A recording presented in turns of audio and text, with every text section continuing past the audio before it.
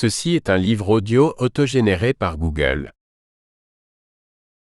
Les éditions Max Milo présentent Une femme sous influence de Sarah Bernard. Tout ce que je voulais, c'était fonder une famille harmonieuse, celle que je n'avais pas eue et dont je rêvais depuis toujours, et je me suis retrouvée dans un foyer désuni. Les silences de mon mari étaient un supplice, seules ses colères me ranimaient. Engagé dans une spirale infernale, j'ai supporté le mépris, l'enfermement, les injures, les coups, la torture. Pourquoi suis-je resté ? De l'extérieur, la situation est incompréhensible, mais aussi incohérent que cela puisse paraître. J'étais incapable de quitter mon bourreau. La seule idée de le perdre provoquait en moi une angoisse. Je me raccrochais éperdument à notre couple et à Esther, l'enfant que nous avions eu ensemble. Il m'a fallu plusieurs années avant de me résoudre à fuir le foyer conjugal avec ma fille et retrouver ainsi notre liberté. Une femme sous influence est le récit mûr et réfléchi de ce que sont les mécanismes de la perversité narcissique. Avec beaucoup de sincérité, Sarah Bernard raconte les étapes qui lui ont permis de vaincre ses peurs et le chemin que parcourent enfin de nombreuses femmes aujourd'hui pour ne plus se taire. Sarah Bernard, 39 ans, travaille actuellement dans une banque. Des notes sont disponibles sur les éditions numériques et papier du livre. Introduction. La violence conjugale est encore omniprésente aujourd'hui. En 2019, l'AFP a recensé 122 féminicides. Une femme meurt tous les 3 jours sous les coups de son conjoint. Nombreuses sont celles qui taisent leur situation invivable de violence, quotidienne ou sporadique, aux gens qui leur sont les plus proches, sans doute par honte, par sentiment d'échec, de culpabilité. Le cercle vicieux du silence s'installe alors.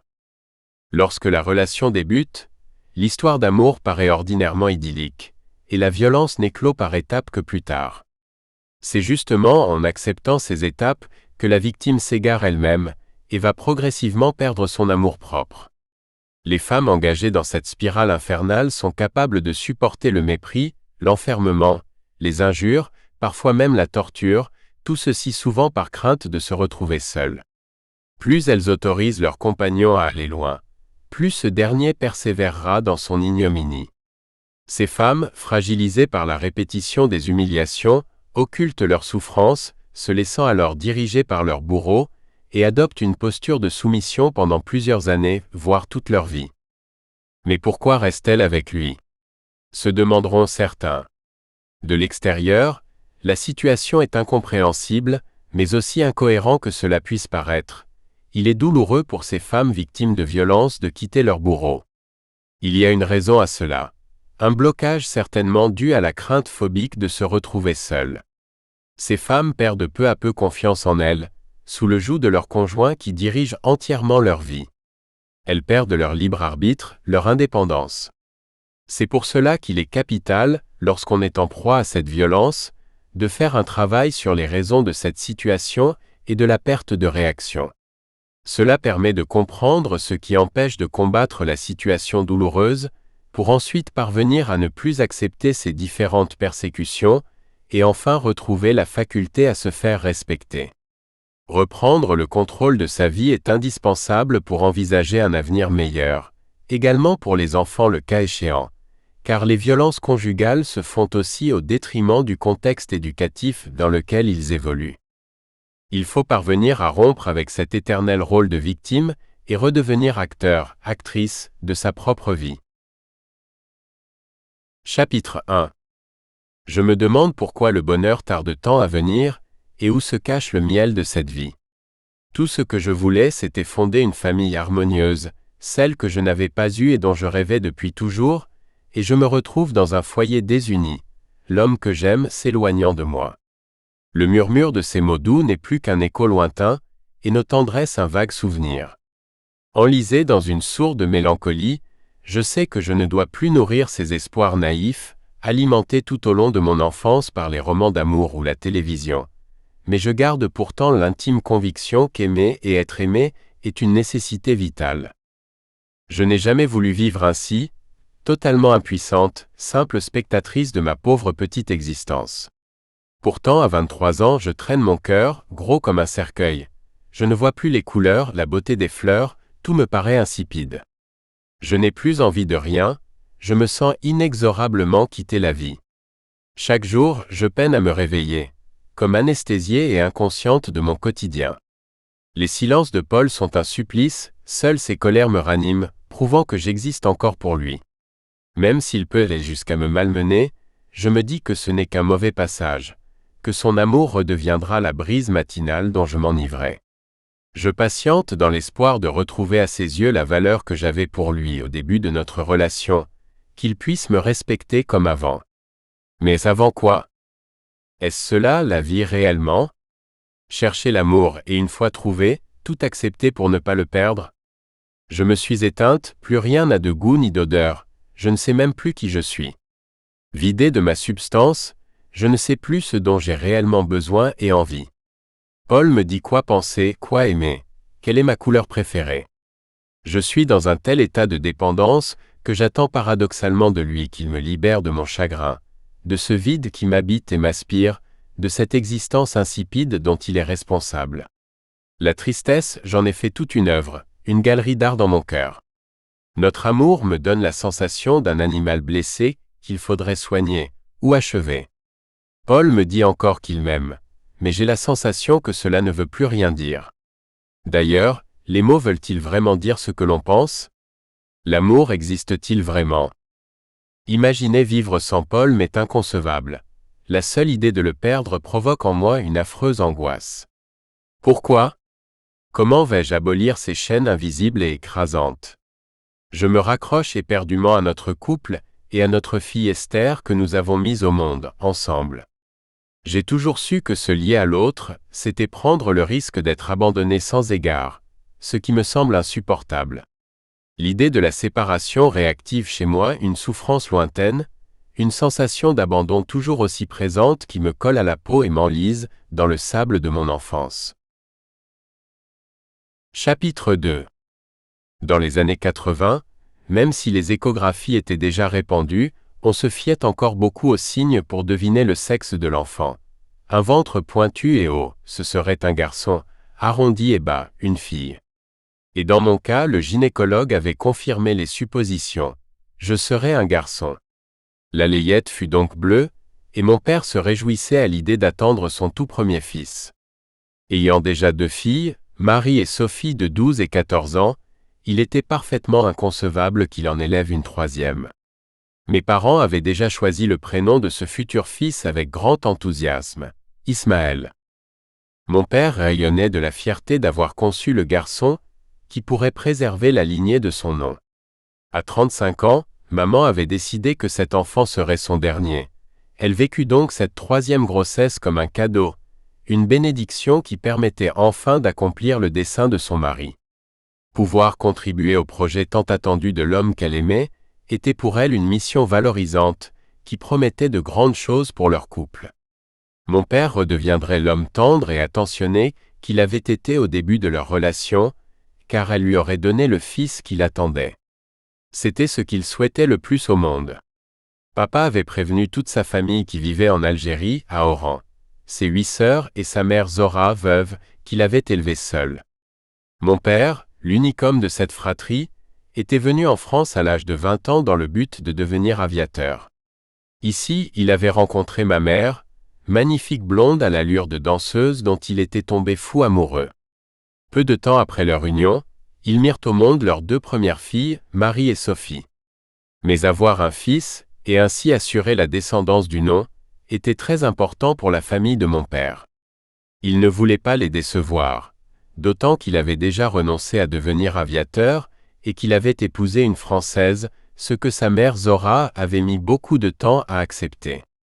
Ma grand-mère avait vécu avec ses 9 enfants dans une maison construite par son mari, au sein d'une région montagneuse d'Afrique du Nord nommée Kaala.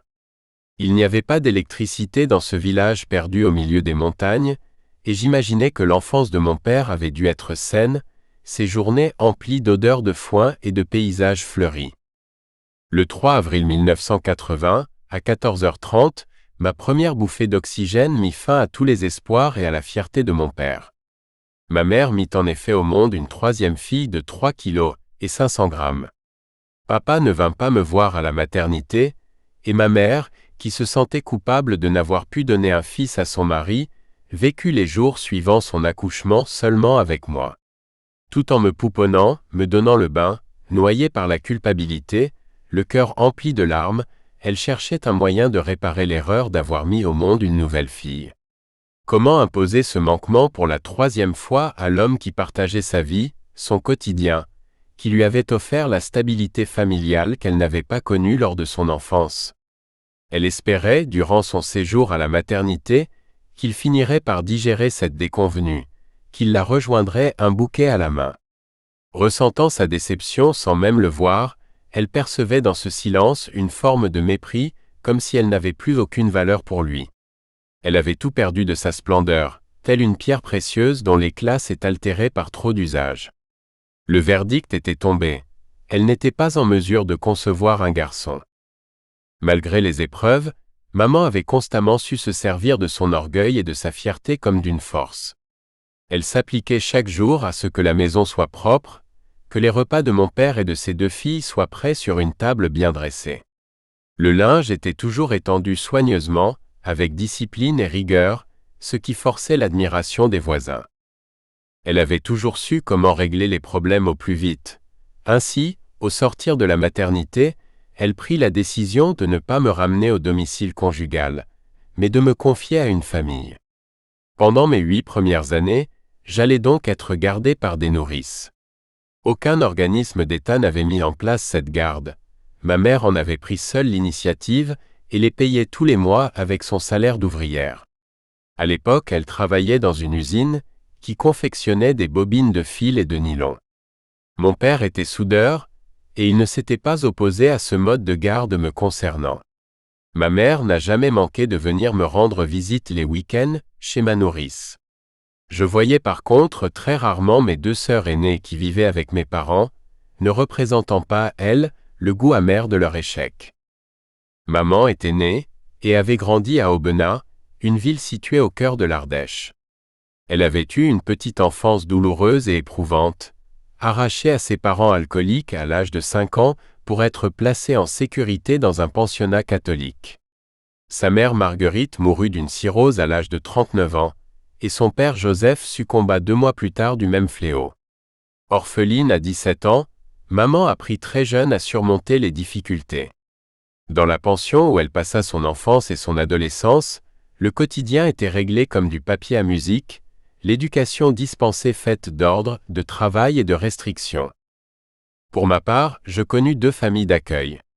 Si je ne garde aucun souvenir de la première, dans laquelle je suis resté jusqu'à mes 3 ans, j'en ai des marquants de la seconde. Il s'agissait d'une famille nombreuse où beaucoup de monde passait. Cousins, cousines, oncles et tantes, plusieurs générations allaient et venaient dans un logement où il y avait autant de vie et d'entrain que de fumée de cigarettes. Aux commandes de cette troupe se trouvait un homme qui se voulait autoritaire. On le nommait Padré. À ses côtés Irène, sa femme et ma nourrice. C'était une petite femme brune, avec de jolis ongles toujours manucurés, le visage blanc comme du papier, le nez et les joues piquées de taches de rousseur. Elle n'était pas particulièrement jolie, mais parfois, lorsqu'elle se maquillait, je la trouvais sublime. Elle tenait sa cigarette avec élégance et volupté, et sa voix était rauque, presque vulgaire. Très souvent, je la voyais pleurer devant la télévision. Irène criait fréquemment sur ses enfants, 2 filles et 2 garçons tous plus âgés que moi. À moi, elle n'a jamais fait la moindre réprimande. Elle me parlait peu, m'aidait à faire mes devoirs en silence, et dans ce climat je devins autonome rapidement. Padré, lui, était un homme de très grande taille, corpulent, le cou massif, le visage racé au regard vif et luisant. Il avait coutume de parler fort, parfois avec un débit rapide qui lui donnait un air impatient. C'est lui qui prenait la plupart des décisions. Il donnait beaucoup de conseils à son entourage proche, et nombreux étaient les voisins qui le consultaient pour avoir ses avis. Padré disait qu'avant de travailler dans l'immobilier, il avait été aide-soignant, et qu'il avait ainsi acquis beaucoup de connaissances.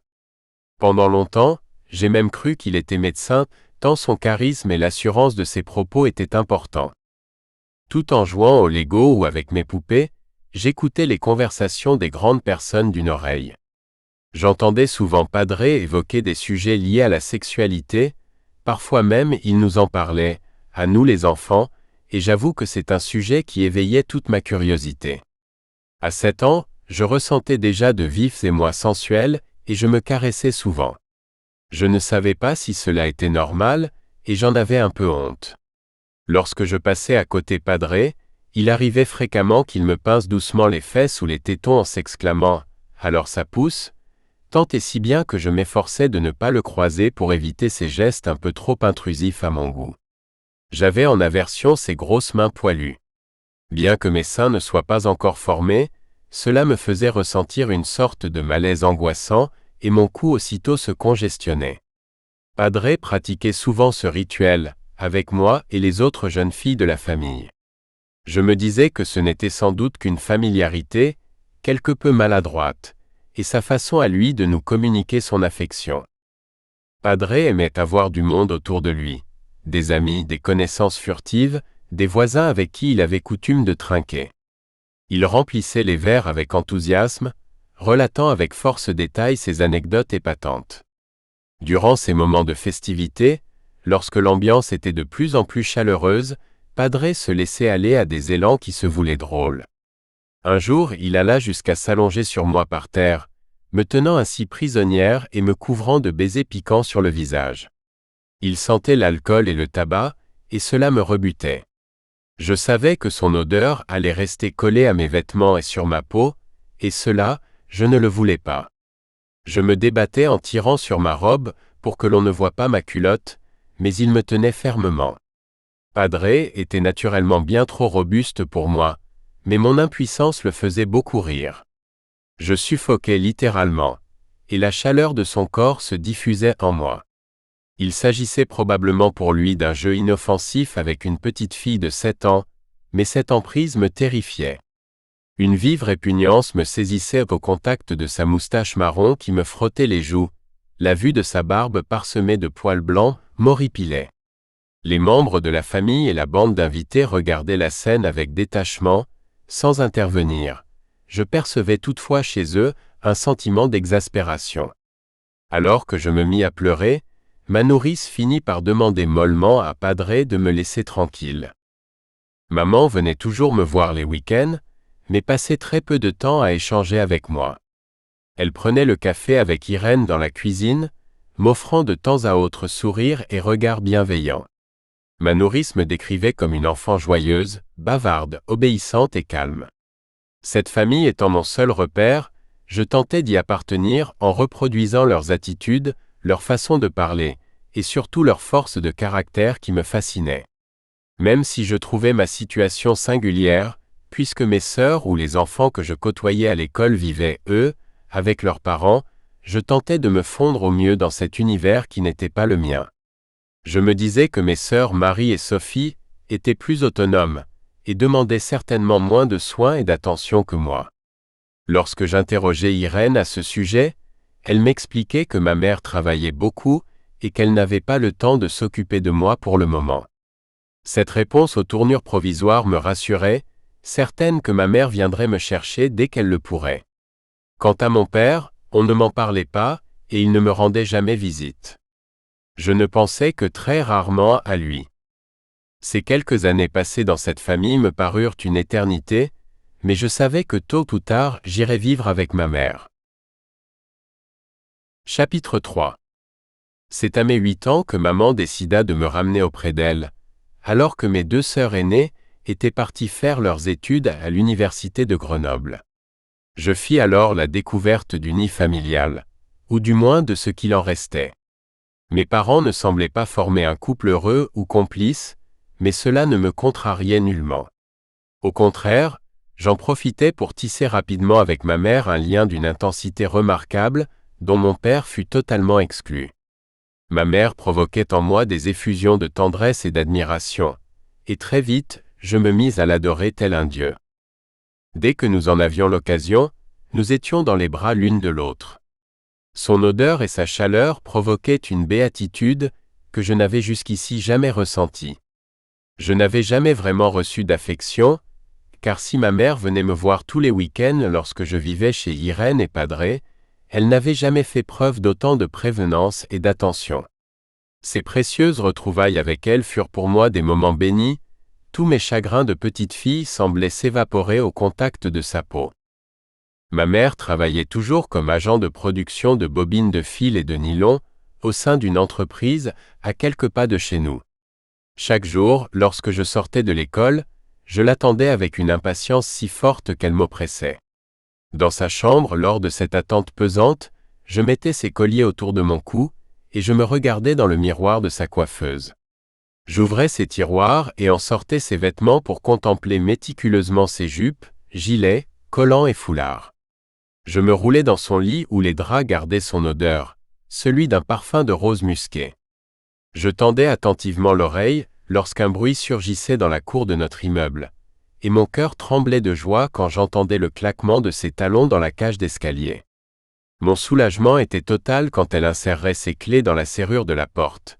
Je savais que l'instant d'après elle laisserait tomber son sac, m'ouvrirait les bras et me couvrirait de baisers.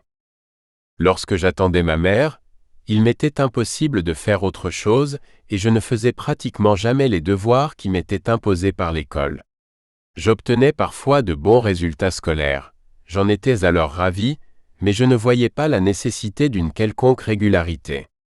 À quoi cela m'aurait-il servi? Ma mère me disait d'ailleurs souvent que j'étais comme elle, que je n'aimais pas l'école et que l'on pouvait très bien s'en sortir sans diplôme dans la vie. Même si elle n'avait aucune qualification, elle avait en effet toujours réussi à trouver du travail.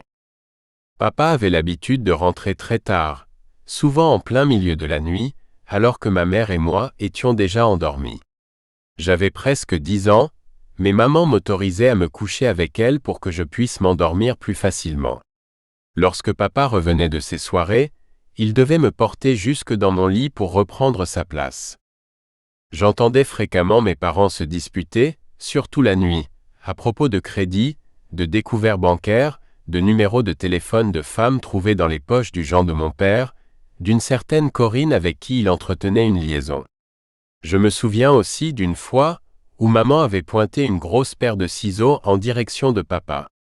La main de ma mère brandissait fermement les ciseaux, et ses yeux étaient exagérément ouverts, menaçants, fixant mon père dont le regard capitulait. Leur dispute était virulente, et je me sentais souvent blessé lorsque j'entendais maman traiter mon père de sale bougnoul, de sale arabe. Affirmer qu'il était sale parce que les Arabes n'avaient pas le sens de la propreté. On ne m'en parlait que très rarement, comme si cela était tabou, mais j'avais bien compris que j'étais issu de deux cultures différentes. Physiquement, je ressemblais d'ailleurs beaucoup plus à mon père qu'à ma mère, puisque j'étais brune au teint mat comme lui. Du côté maternel, j'avais seulement hérité des cheveux lisses. Lorsque ma mère insultait mon père au sujet de ses origines, je me sentais donc offensé et me mettais à pleurer songeant que j'étais moi-même une sale bougnoule, craignant moi aussi d'être sale. Maman tentait alors de me réconforter. « Mais toi tu n'es pas une arabe ma chérie, puisque tu as 2 sangs différents en toi, ce n'est pas du tout la même chose. » Je ne savais plus vraiment ce que je valais. Qu'étais-je au juste dans l'histoire, une Française ou une sale arabe? Dans tous les cas, il me fallait absolument refouler cette partie de moi. Nous espérons que vous avez apprécié cet aperçu. Pour continuer à écouter ce livre audio sur Google Play Livres, utilisez le lien dans la description de la vidéo.